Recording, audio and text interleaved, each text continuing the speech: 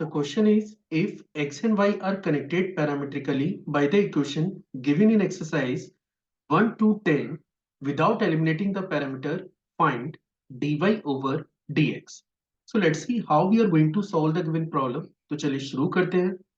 तो first of all तो मैं आपको ये बता देता हूँ कि ये क्वेश्चन क्या है। ठीक है, आपको एक पैरामेट्रिक इक्वेशन दे रखी है जिसका x डिपेंड करता है a into cos of theta के, और जो y है वो डिपेंड करता है b into cos of theta पे। ठीक है, तो दोनों ही लगभग कॉस थीटा पे ही डिपेंडेंट है, पर एक में कांस्टेंट a यूज हो रहा है और एक में कांस्टेंट b यूज हो रहा है।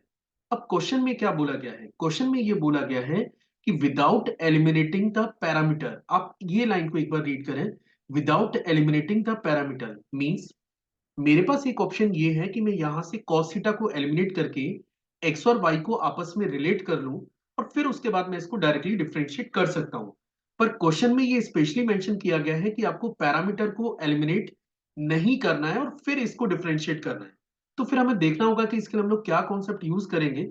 तो कॉन्सेप्ट की अगर मैं बात करूं तो कॉन्सेप्ट हमारे पास ये है कि अगर सपोज मेरे पास एक फंक्शन है x, मान के चलिए x एक फंक्शन है जो कि t पे डिपेंडेंट है, और let x is equal to f1t function हमारे पास है।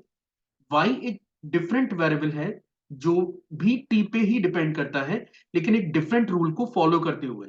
ठीक है, अब इस कंडीशन में अगर आपको dy ओवर dx कैलकुलेट करना है तो ये इक्वल होता है dy over dt divided by dx over dt की। इसका बेसिकली मीनिंग क्या है?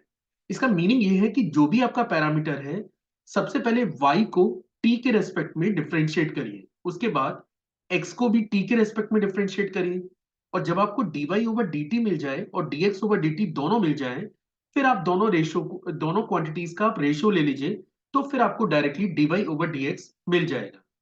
अब चलिए ये कॉन्सेप्ट हम लोग इस क्वेश्चन पे अप्लाई करना शुरू करते हैं।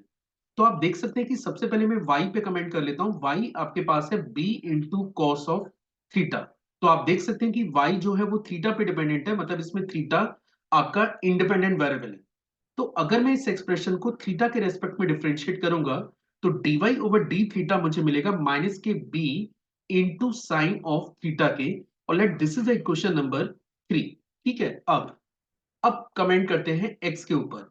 आप देख सकते हैं कि x आपको दे रखा है a into cos of theta के, और यहां भी अगर मैं गिवन एक्सप्रेशन को थीटा के रेस्पेक्ट में डिफरेंशिएट करूंगा तो ये मुझे मिलेगा माइनस के a into sine of theta के, और let this is equation number 4। अब जैसा मैंने कहा, क्योंकि अब आपका पैरामीटर t ना होके थीटा है, तो dy ओवर dx आपके पास इक्वल होगा dy over D theta divided by dx over D theta के।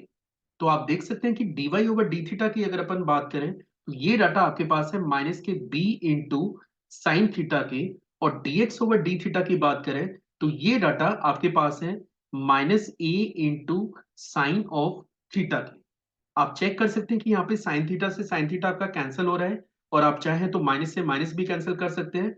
तो फाइनली अगर मैं फंक्शन की डेरिवेटिव के ऊपर कमेंट करूं तो dy ओवर dx आपके पास बराबर आ रहा है b अपॉन a के।